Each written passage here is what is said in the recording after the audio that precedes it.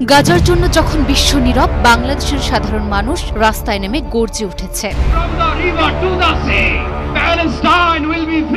বাংলাদেশের এই প্রতিবাদ কাঁপন ধরিয়েছে ইসরায়েলেও। বিশ্ব দেখেছে কিভাবে একটি জাতি অন্যায়ের বিরুদ্ধে দাঁড়ায়। আজকের এই মহাসমুদ্র ফিলিস্তিনের প্রতি বাংলাদেশের জনগণের ভালোবাসার বহিঃপ্রকাশ।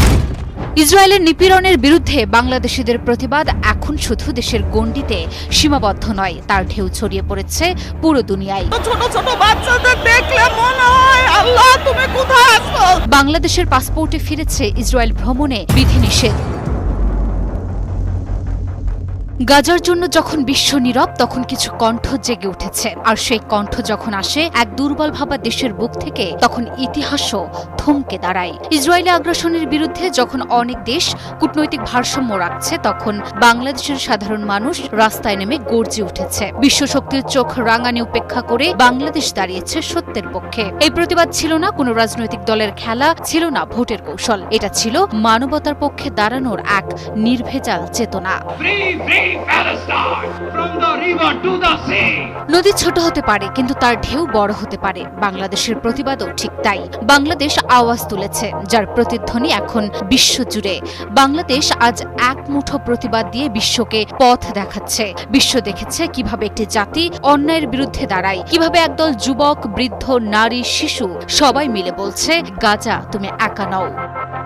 ইসরায়েলের নিপীড়নের বিরুদ্ধে বাংলাদেশিদের প্রতিবাদ এখন শুধু দেশের গণ্ডিতে সীমাবদ্ধ নয়, তার ঢেউ ছড়িয়ে পড়েছে পুরো দুনিয়ায়। বাংলাদেশের এই প্রতিবাদ কাঁপন ধরিয়েছে ইসরায়েলেও। দেশটির গণমাধ্যমে ঝড় তোলে গাজার জন্য বাংলাদেশিদের আত্মার এই প্রতিধ্বনি। গাজায় আগ্রাসনের বিরুদ্ধে বাংলাদেশিদের ইসরায়েলের প্রতি তীব্র ঘৃণার প্রকাশ স্থান পেয়েছে আরব বিশ্বসহ ভারত, পাকিস্তানের গণমাধ্যমগুলোতেও। শুধু প্রতিবাদ করেই ক্ষান্ত হয়নি বাংলাদেশ।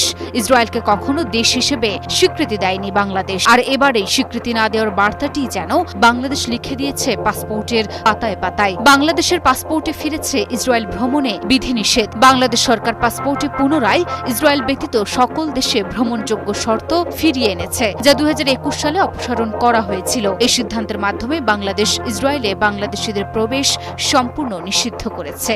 এরকম অনেক অসংখ্য ছোট বাচ্চা ফিলিস্তিনি মারা গেছে, তাদের মধ্যে সংকটে ইসরায়েলি গণমাধ্যম বাংলাদেশের এই সিদ্ধান্তকে ব্যাপকভাবে কভার করেছে। ইসরায়েলের গণমাধ্যম টাইমস অফ ইসরায়েল বলছে, বাংলাদেশের এই সিদ্ধান্ত আবারও স্পষ্ট করে দিল, ইসরায়েল নিয়ে বাংলাদেশ অতিশয় স্পর্শকাতর। তাদের প্রতিবেদনের ভাষায় ইসরায়েল ব্যতীত শব্দ আবারও পুনর্বহাল করা হয়েছে বাংলাদেশের পাসপোর্টে, যার মাধ্যমে বাংলাদেশিদের ইসরায়েলে প্রবেশে নিষেধাজ্ঞা আনা হয়েছে। বাংলাদেশিদের জন্য ইসরায়েল অত্যন্ত স্পর্শকাতর ইস্যু। দেশটি ইসরায়েলকে স্বীকৃতিও দেয়নি। এক মাসও এত শিশু মারা যাচ্ছে না, যেখানে একদিনে এত শিশু মারা যাচ্ছে। বাংলাদেশের এমন সিদ্ধান্তের পরেই বিশ্বের অন্যতম জনপ্রিয় পর্যটন স্থল মালদ্বীপ সরকার আইন করে ইসরায়েলিদের প্রবেশে নিষেধাজ্ঞা এনেছে। মালদ্বীপে গত ফেব্রুয়ারিতে প্রায় 2 লাখ পর্যটক এসেছিল, এর মধ্যে 50 জন ইসরায়েলি নাগরিক ছিল। কিন্তু এখন এক ঐতিহাসিক সিদ্ধান্তের পর ইসরায়েলিদের জন্য মালদ্বীপের দরজা। মালদ্বীপের পার্লামেন্ট এক চমকপ্রদ সিদ্ধান্তে ইসরায়েলি নাগরিকদের প্রবেশ নিষিদ্ধ করার বিল পাশ করেছে, যা প্রেসিডেন্ট তাৎক্ষণিকভাবে অনুমোদন করেছেন। অর্থাৎ ইসরায়েলি নাগরিকদের জন্য মালদ্বীপ সফর এখন এক অধরা স্বপ্ন। আমি একজন মুসলমান হিসেবে আমি যতটুকু পারছি ততটুকু আমি সহযোগিতার হাত বাড়িয়ে দিছি।